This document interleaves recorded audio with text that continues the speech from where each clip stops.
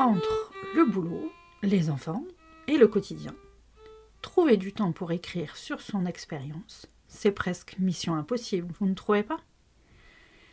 Et pourtant, aujourd'hui, je vous propose des astuces concrètes pour répondre à la question qui m'a été posée par un candidat: comment trouver le temps pour avancer sur mon livret? Bonjour, je suis Anne Bérangère.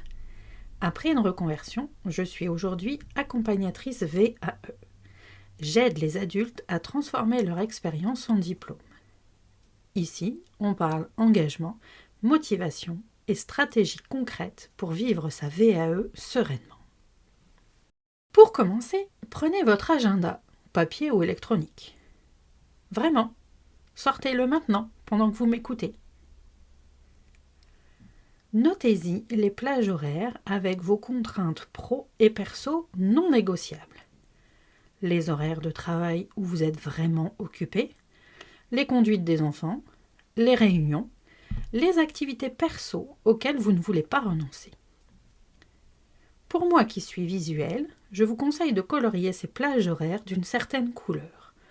Disons le orange. Bah oui, j'aime pas trop le rouge.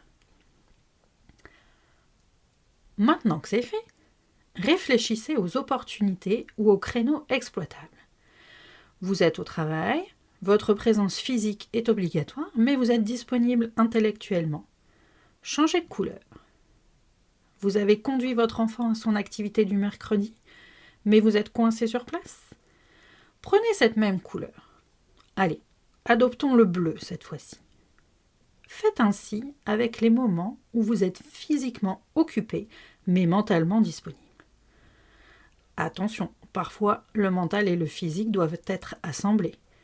Ne prévoyez pas d'avancer sur votre VAE pendant votre séance de sport, même si mentalement, parfois, des choses peuvent se débloquer à ce moment-là.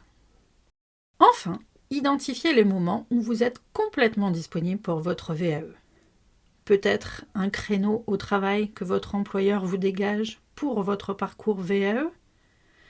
Un créneau à la maison avec le conjoint ou quelqu'un qui gère les enfants?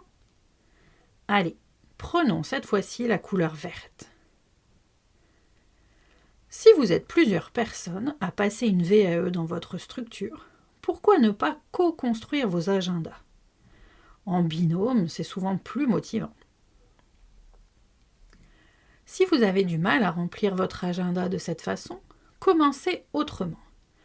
Notez chaque soir votre planning hyper précis de la journée. Travail, moments dans les transports, scroll sur les réseaux, conduite des enfants, etc. Faites-le pendant une semaine, puis basculez sur ce que je viens de vous conseiller. Si ça peut vous aider, je mets un modèle d'emploi du temps précis dans la description. Petite parenthèse perso, je suis passée par cette étape-là. Le planning hyper précis à écrire et à essayer d'optimiser. Ce n'est pas le moment le plus glamour ni le plus fun, mais très honnêtement, ça m'a aidé plus d'une fois. Maintenant que cette première étape est passée, continuons d'avancer. Car oui, ce premier pas n'est pas suffisant pour avancer sereinement. Je vais tenter de vous expliquer la différence entre planning global sur le long terme et planning hebdomadaire.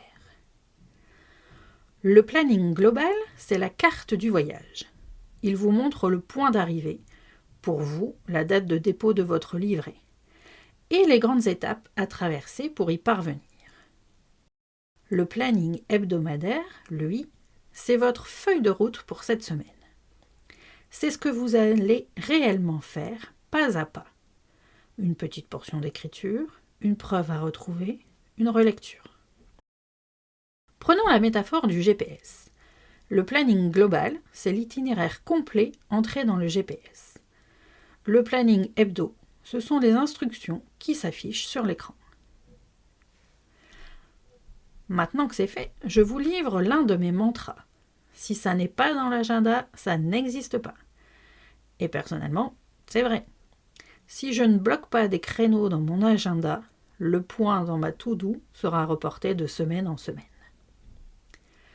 Bloquez-vous des créneaux, fixes ou variables, même s'ils sont petits. 25 minutes le jeudi soir, 1 heure chaque dimanche matin, etc. Et surtout, ne culpabilisez pas de prévoir des périodes off. Le parcours VAE est un marathon. On ne court pas 42 km d'un coup. On se cale des étapes et des moments de récupération entre deux. Si on continue dans cette logique, décomposez votre travail sur le livret en petites étapes très concrètes. Par exemple, notez-vous dans l'agenda, scanner un diplôme, écrire un paragraphe sur telle compétence, relire une section. Et si vous choisissiez maintenant une micro-tâche à faire cette semaine? Juste une. Par exemple, retrouver un justificatif. Je vous laisse la noter sur votre agenda. Voyons maintenant quelques astuces anti-procrastination et comment maintenir sa motivation. Pour cela, mieux vaut cocher des petites victoires que d'attendre une grosse étape qui prend du temps. Minute Info Neurosciences, notre cerveau aime finir les choses. Cocher une case car la tâche est terminée libère de la dopamine. C'est ce qui nous fait avancer. Une autre astuce quand on a du mal à s'y mettre, c'est de commencer par la tâche la plus courte ou celle qu'on juge être la plus facile. Cela enclenche une dynamique de travail. Si c'est le temps long qui vous gêne, adoptez la méthode Pomodoro. Travaillez 25 minutes, faites une pause de 5 minutes, reprenez une deuxième session de travail de 25 minutes, une nouvelle pause de 5 minutes.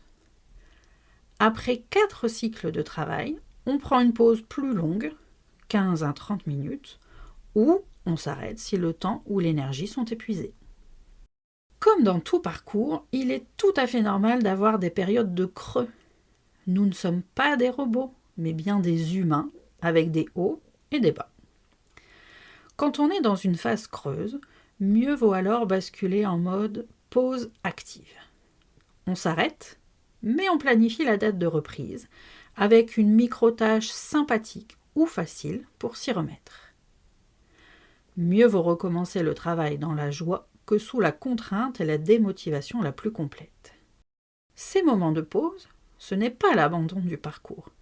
C'est juste poser le sac un moment, puis décider à quel moment on le reprend. Vous l'aurez compris, l'avancement se joue dans la régularité et la bienveillance, pas dans la perfection. Et quoi de mieux pour se rebooster que de partager son avancement ou ses difficultés avec d'autres personnes dans la même situation. Vous l'avez sans doute compris, l'idée d'un groupe, d'une communauté autour des personnes qui écoutent ce podcast me titille. Vous aussi? Dites-le moi via le formulaire de contact, le lien est dans la description. Si cet épisode vous a parlé, abonnez-vous pour ne pas manquer les suivants. Partagez-le à une personne concernée par la VAE. Et si vous avez une question, une idée de thème ou l'envie de témoigner, le lien de contact est aussi dans la description. Votre retour enrichit ce podcast. Merci de votre écoute.